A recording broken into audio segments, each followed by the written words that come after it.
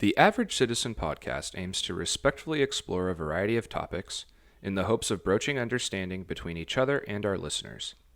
We don't claim to be experts, but we want to model how average citizens can discuss, debate, research, and explore sensitive subjects.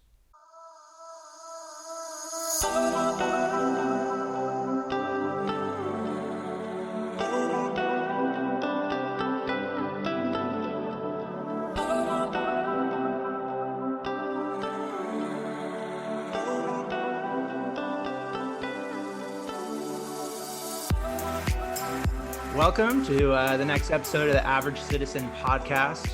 I'm honored and excited to introduce our first guest on the podcast, Kwabi Amoah-Forson, another local Tacoma boy as myself. My normal co-host, Tom Creighton's not here to join us this time, but he'll return in the future. So it's going to be me and Kwabi today. Kwabi is an awesome guy I just met a few months ago. I think it was earlier this year through our work in the nonprofit sector. And he is the founder of the Peace Bus, which is starting to gain a lot more momentum on the interwebs. And he has also been recognized by the city of Tacoma for adult leadership, as well as being named to the South Sound Business Magazine's 40 Under 40 list. And I noticed you were the youngest person on that list as well, which is pretty cool. So Kwabi, welcome to Average Citizen. I think your mission aligns pretty well with our mission. We're all about peace and unity and connectedness and understanding. Tell us a little bit about yourself and maybe like your origin story. Give people some context. Well, first and foremost, Tim, I want to thank you so much for having me on the show. Of course. Your platform, your podcast is instrumental because, as you elaborated, understanding. It seems as if that's the focal point of your podcast, and that really resonates with me because I am also in the business of understanding how can we as human beings come together with understanding. And we want to talk about the origin story of the Peace Bus. We have to start with what happened even before that. And that was, I think it was 2017. I was in grad school, and like most people do when they're in school, they're trying to find their sense of purpose. Why are they here on this earth? And I was in grad school really searching for it. I was amongst individuals who are solely concerned on how to make money, and I get it. Money is the way in which whatever we want to cultivate and put it into reality oftentimes takes a little bit of money.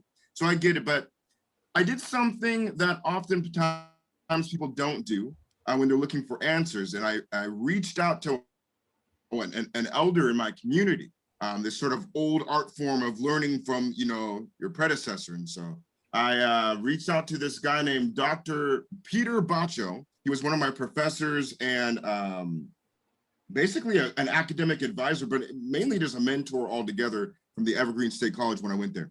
And I talked to Dr. Bacho. I was like, Bacho, I'm struggling. I'm in grad school, don't really know what to do.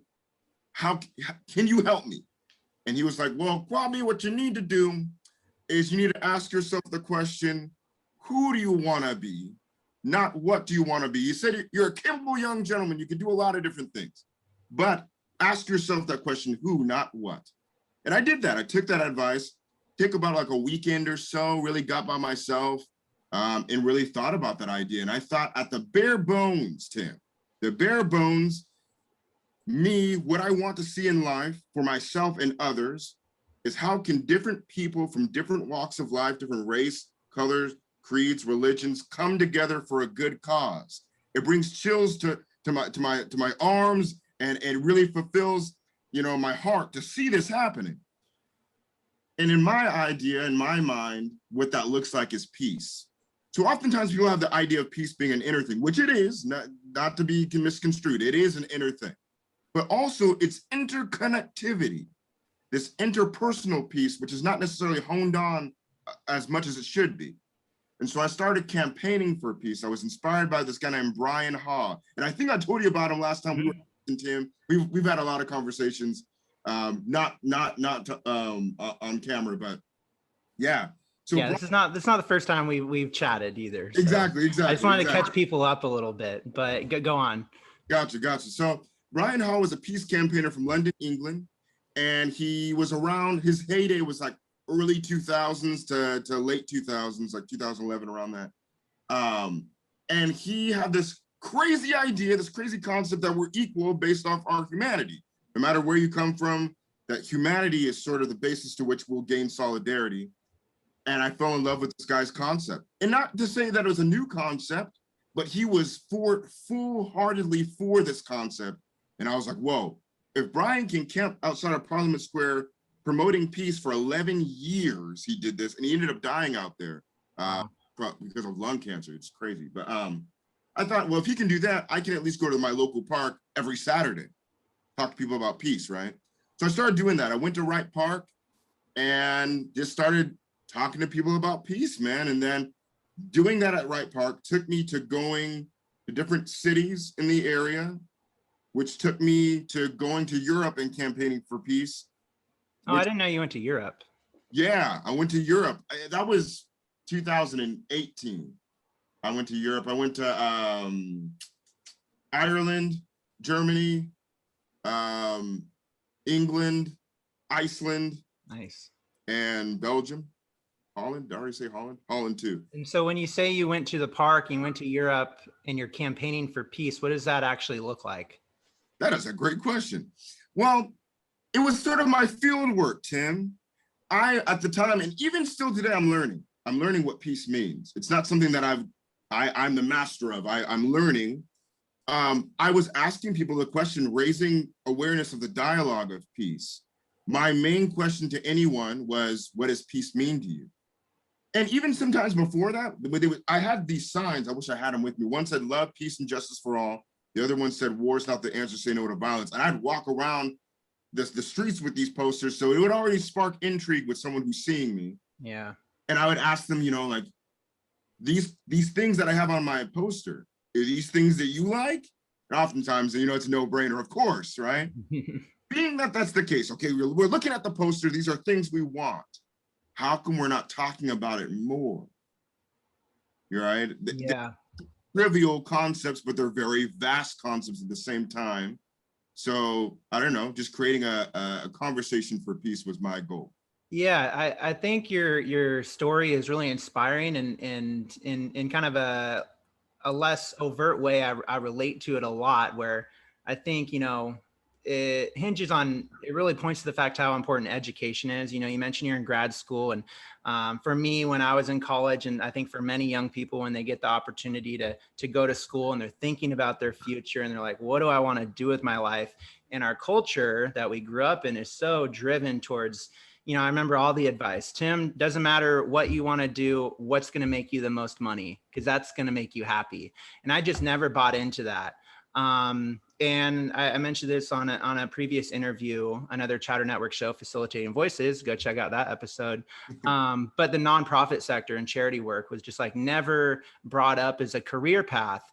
And so I think I heard some really good advice similar to you, is like, it's not what you want to do, it's who you want to be, and let that be the driver. And that will, it's amazing that there's some faith involved if you just follow that instinct to who do I want to be, where it will take you, and the universe will conspire to align with you and to provide those opportunities. And I'd said this off camera, but I really, again, just look up to your courage to just go out there in the park with a sign. And it's I think it takes a lot of courage to have a conversation with a stranger and to talk about something so deep or so personal that it's amazing. Everyone appreciates peace and love and those concepts, and yet we never really bring it up enough.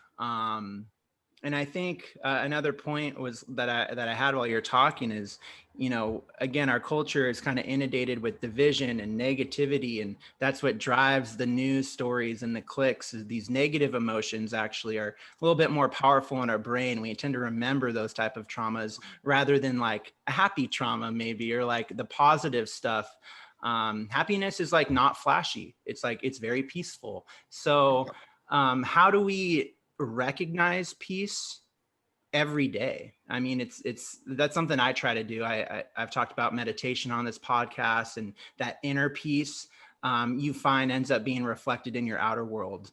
as well. So I know I find peace in nature. A lot of people do as well, but also to your point, when you're traveling around, and we'll get to more of your travels soon, but when I went to Europe, similar to you, I'm sure, interacting with people of different cultures that don't look like me, that don't speak the same language, that come from a whole different cultural place. I was same kind of inspiration and chills was when I noticed how connected we still were to that humanity, that human experience that unites all of us. No matter where you're from, you're still a human and you're still subject to the same sufferings and happiness and joy and same kind of experiences with just different lenses kind of layered over. But not to interject your story, I want to. No. Let's cut the story for now.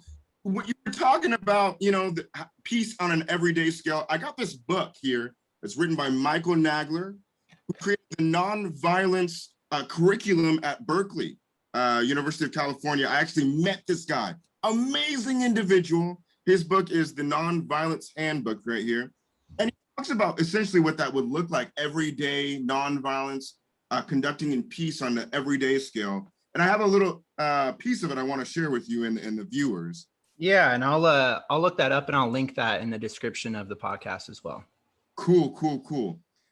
He says he has 5 different components, training practices for nonviolence. So this is the training. And number 4 is something that resonated with what you said. Said something as simple as being more personal with others. Throughout your daily interactions, give people your undivided attention. How often do we do that, right, Tim? Take the trouble to chat with the toll collector. I don't know if you're driving, you're with a toll collector, take time to, talk with him or her. And then use technology to connect with people rather than to distance yourself from them. These seemingly small habits can change the texture of our lives, helping us to develop compassion and see the humanity in others, of course, by helping them as well. So it's the small things, of course, Tim, of course. Yeah, I think it reminds me of the phrase "live united." You've heard that probably from like United Way and living united. And I remember in interview questions like, "What does live united mean to you?" And it comes down to those small interactions that you might have with the cashier or whoever you interact with on a day-to-day basis, your colleagues, your bosses, your friends is kind of an easy one. But it's really, I think, more powerful when you have those moments with strangers that you don't know that are completely different to you. And you kind of, in those moments, there's a glimpse of just like this shared humanity. You know what? When I was in Europe campaigning for peace, I was in the Netherlands, like I explained before, and I was with my buddy Austin. He's one of my good friends, known him forever, and he was stationed there. And so the first couple of days I was in Holland, he had to work. So he gave me the keys to his house and he's like, hey, just wander. Uden was where he was stationed. It's a really small town, maybe the size of like, I don't know, maybe like University Place if we're talking about like Puget Sound area. But, outside of there, you have the country. So I walked around this place and I got lost, Tim. I got super, I was like, where am I at? I was confused. And I came across this older gentleman. And when I ran into him, he just started smiling at me. And I was like, hey, do you know, like, where are we? And he didn't understand English. He only knew Dutch. So he's speaking to me in Dutch. I'm speaking to him in English, sort of sense. But the smile never went away. And he stretched out his hands. And I thought he was like asking for a hug, but I was like, sure. So I went in there and he gave me a hug, right? Wow. Then there was a woman on her bike and she comes strolling by and I was like, hey, ma'am, I don't know where I'm at. And so she's able to speak English. We're talking about where the directions of where to get. And the gentleman starts talking to her and and then she starts to smile and she says, oh, you're the first Black person this person's ever met, this gentleman's ever met. And I was like, whoa, that's crazy. And he gave me another hug. We embraced each other again. And I think, I imagine this gentleman going home to his family that night. And the discussion at the dinner table is, well, I met this Black person. I met this African-American today. And the positivity surrounding that conversation with someone like me was probably what happened. I met this gentleman, we smiled, we had a laugh, we embraced each other, we hugged. This is this testament of understanding that happened even without language, to be able to be open and receptive towards each other, even though we're different. Yeah. Something that really resonated with me in my travels. But even to go back on track. Okay, so the trip, right? No, let's keep going, because I have a similar story, and I think it's those type of stories and examples that people really need to understand and know, especially like in America, we think we're so different, but like if two foreigners who can't even speak the same language can connect on just a basic human compassionate level, then like we can as well. When I was in Europe, I was in Rome, and this was in 2013. And I was alone, and I had a night in the hotel, and I was wandering the hotel, and there was some noise and music playing, and even some smell of some cigarettes coming from the floor above me. So I go up there, I check it out, and it's, I don't know, 5 or 6 guys, roughly my age, playing music in the hallway, smoking cigarettes in the hallway, drinking wine in the hallway. And I'm like, what's up? They have no clue, like no English at all. But I managed to find out they're on vacation from Libya. And so 2013, like Libya is going through some turmoil with, Benghazi was around that time, and Gaddafi's like, being ousted and all that stuff. And so here are these guys, they meet me, like super American looking, like American accent, and they don't give a crap, man. We're just like young guys want to have fun, and they invite me into their hotel room. We're playing FIFA. I'm getting my butt kicked in FIFA. They finally get another friend who can speak some English, so we connect, and he can also speak Italian. So he's like, you got to stay with us. Like, let's go out. And unfortunately, it was a little past my bedtime, and I had to catch the bus in the morning. But that night, at that time, I think will just forever stay with me. Like, it really doesn't matter. Like, the language barriers are nothing. Like, we all just really want to get along at the end of the day. And too often, I think another point from that book was using technology to connect rather than divide us. And I think it's so easy. And I don't want to get into a conspiracy, but it's almost like the social media are kind of designed not so much like in a false connection. They're almost designed to make you separate and create these bubbles instead of really kind of getting some cross-pollination and sharing more of that human stuff. There's certainly still the potential for that. But anyways, that was just another example of how travel can really bring us together. So it's an awesome story. I like that a lot. Speaking of traveling, though, you've got a big trip coming up. Yeah, that's true. So in the past, we've done several different humanitarian campaigns with the Peace Bus. The campaign before this current one was called Santa's Sleigh. So I was Santa Claus for the city of Tacoma. I asked kids to send me letters about what they've done throughout the year for peace and love towards their family members and friends. And then they could ask me for a gift, $50 and under, whatever it was. And I went out and got it for them. And then on Christmas night, me and my friends, I was dressed up like Santa Claus. My friends were elves, and we delivered all these different gifts to the kids of Tacoma. So that was winter. And now, Tim, the Peace Bus is embarking on the greatest, biggest journey that I've done to date, and that is Manifest Humanity. Now, Manifest, before I get in, well, I guess I'll explain what it is. Manifest Humanity, this August 22nd, I'll be driving the Peace Bus along with a massive van filled with books having to do with love, compassion, peace, and understanding, children's books, all the way to books for young adults. And I'll be delivering these books all across the country. And I'm on my way. I'll be going to DC in an effort to meet with President Joe Biden and have a discussion about what we can do as everyday people to bring peace. What does peace look like from a systemic scale? What does it look like for society? And to really have it be a testament to what could be.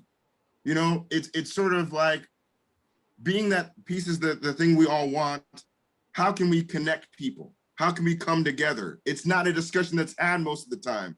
Everyone sort of is in their own modes. Okay, I get that. We're going to take a quick break and listen to a word from another Chatter Network show. Be sure to check out thechatternetwork.com and take a listen. Have you ever experienced anything difficult and not felt like you had an outlet? I'm Haley Crow, the host of Facilitating Voices, an outlet podcast, where we discuss complex topics surrounding mental health, social justice issues, and interview people with real and raw experiences and exposures to trauma. Tune in to learn, grow, and realize you're not alone. New episodes released weekly on the Chatter Network.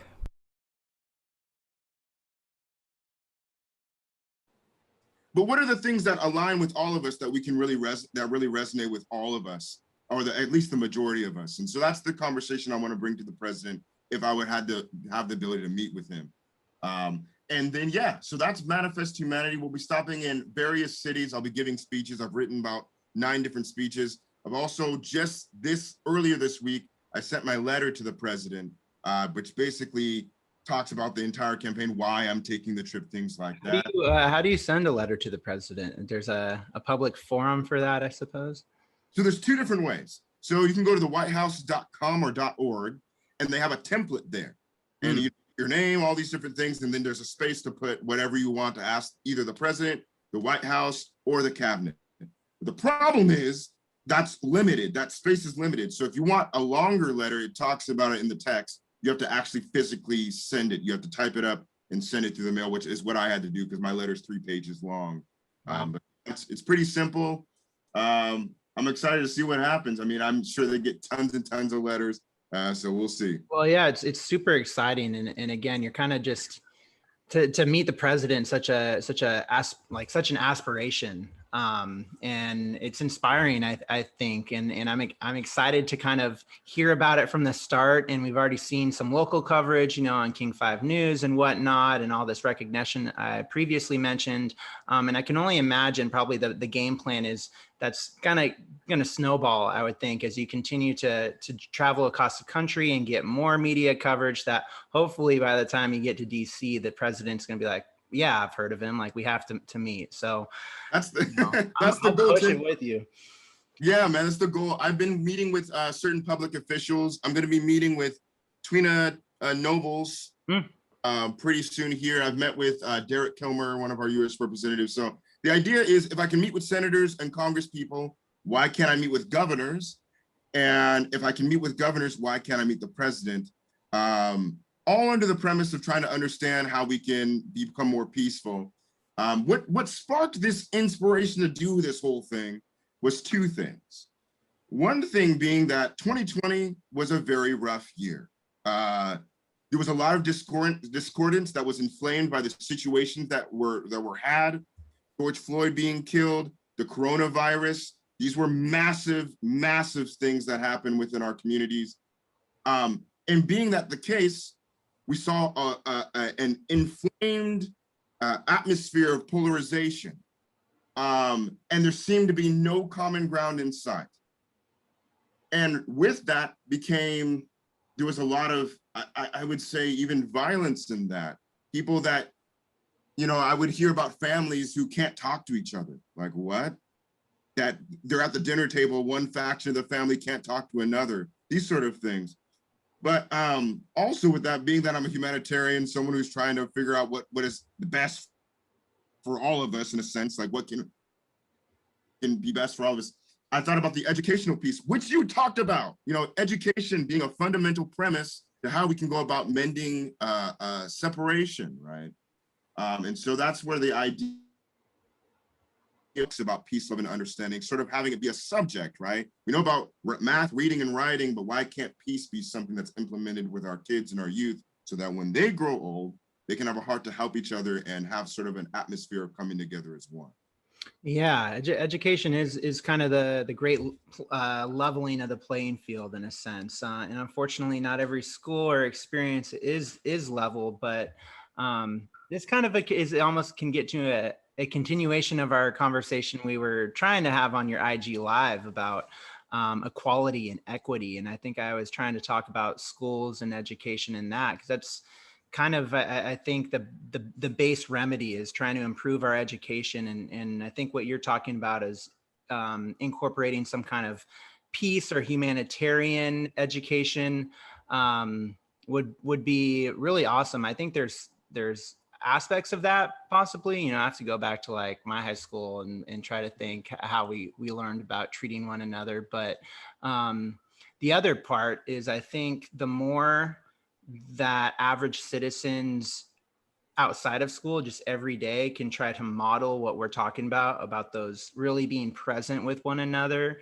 and appreciating one another, can contribute to maybe that larger education over time. I mean, it's such a big, massive vision we're talking about, right? That it's going to take probably some time, but another thing that I think about is we're maybe further along than we give ourselves credit for. Yes, there's been a lot of division, and that obviously makes the headlines, and we hear about that a lot. And that it's in some cases have certainly gotten more severe, and need to be addressed.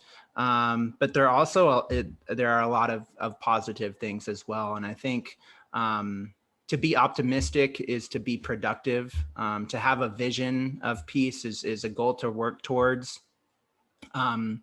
So I try to at least remind myself that as I read the news a lot, that, you know what, I just had this small interaction with so-and-so today, right? And it doesn't take much. It's not like I have to have a long conversation or anything, but just something small that, you know, my neighborhood's not burning to the ground. Like, we're not fighting in the streets necessarily today, but I don't want to diminish the obstacles either. But I think it's just important to have that strong positive mentality. And I see that come across in your videos is you really do bring up a good balance to it of there's an urgency, but there's also like an optimism as well. Let me ask you this question, Tim. What brings you peace? Sort of a sense of calm and in your day-to-day, what would you say? Yeah. So I've done an episode on mindfulness and meditation as one of the podcasts, and that's been an anchor. You know, I think it's important that I don't think there's any one cure or solution to anything, but meditation has been a tool that's helped me really navigate the highs and lows of my life. And I do think that I'd be a lot less peaceful without that. I did do a 10-day meditation retreat, which is I came out of that feeling the most peaceful I'd ever felt in my life.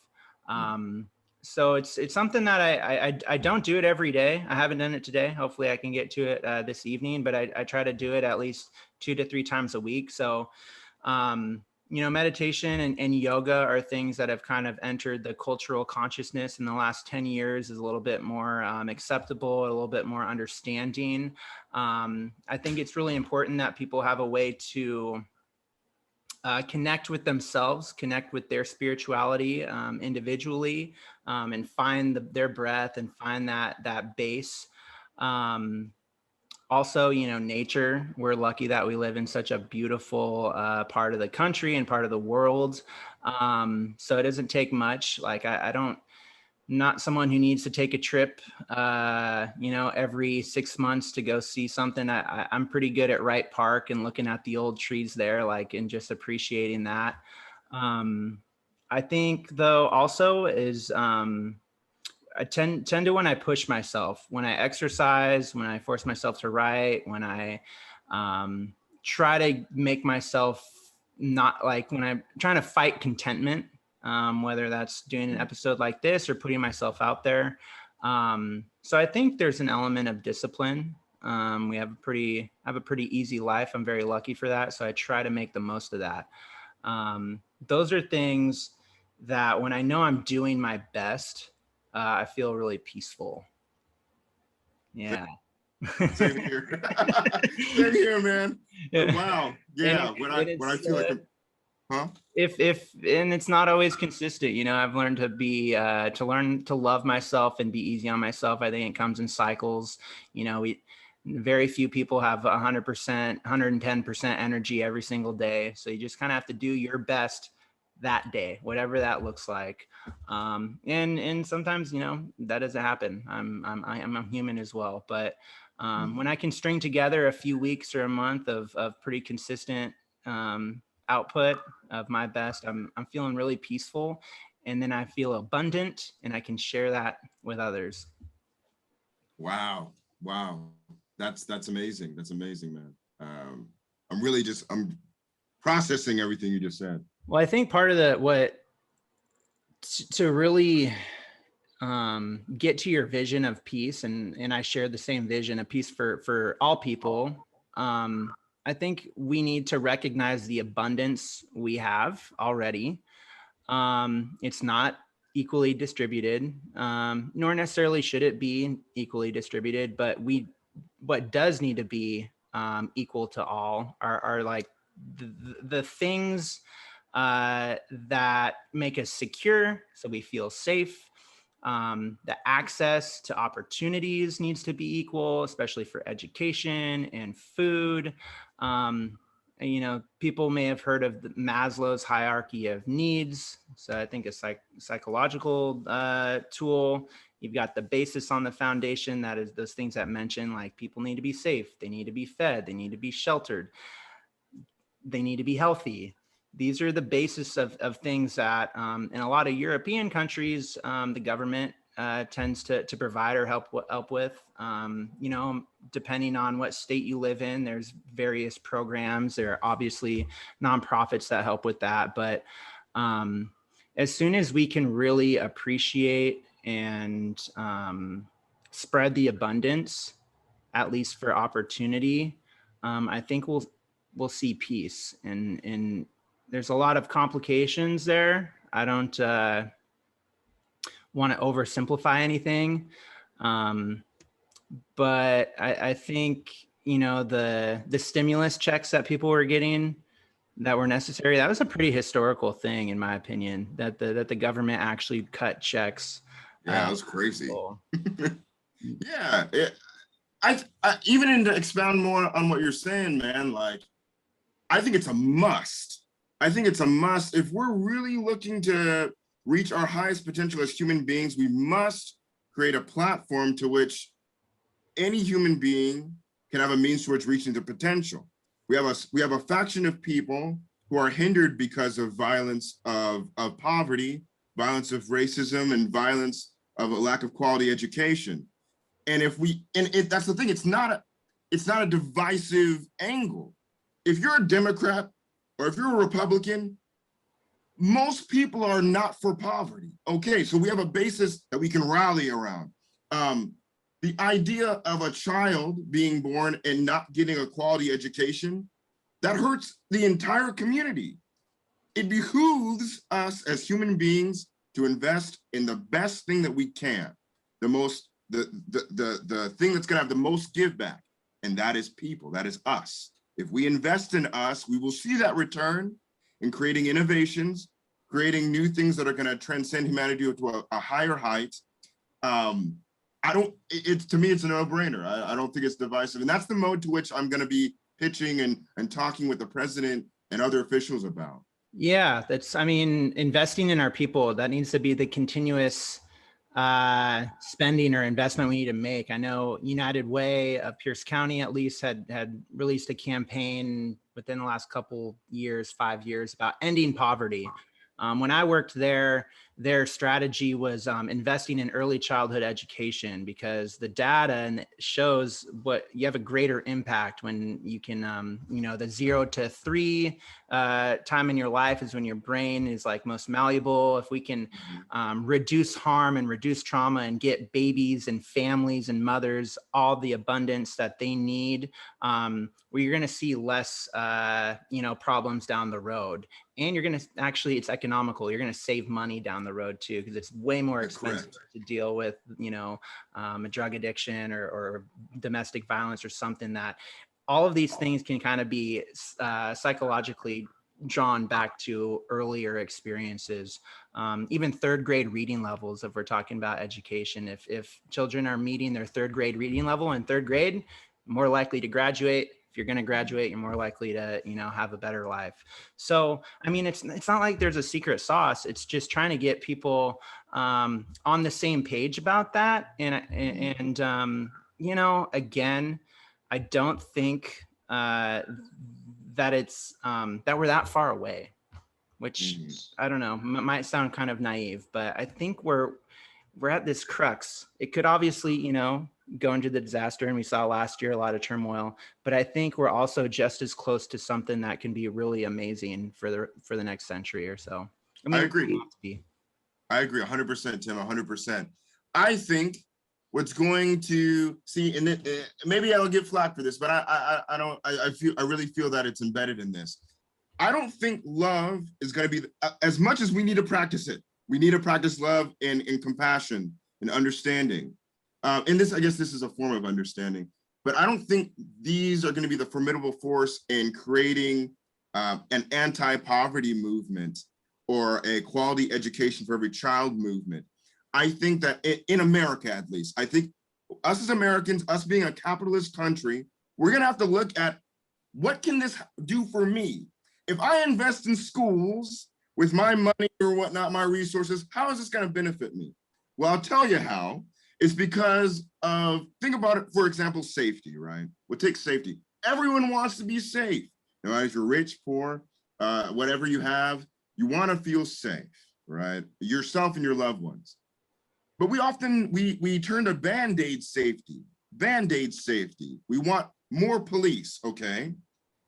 We want higher fences, more alarms, bigger gates, more guns, more guard dogs. And yeah, that may help for a little bit, but intrinsic safety is embedded in creating a better quality of life for our citizens, right? And that can start with the education.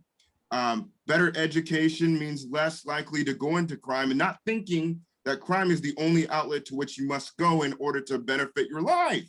Exactly. I was just about to get into that. What is the cause of crime? It's a lack of abundance. There's a scarcity. There's there's trauma. Yeah, but my only concern, Tim, as we're talking about this, there are some people involved in the prison industrial complex that hate this conversation. So I can only imagine how much the pushback would be. Yeah, there is certainly some industries and sectors of our economy where capitalism is kind of not helping. It's not creating efficiencies. It's helping sustain kind of some monstrous systems and crimes that are happening, especially when you talk about how many people are incarcerated. So there's obviously obstacles. However, I think talking about peace and providing that vision is a great place to start. And I think people want to look to the division so much, but to see your message, to see the peace bus driving across the country, I think will inspire people to really at least change the way they're thinking about things. And people want to feel united. They want to feel connected. They want that sense of community.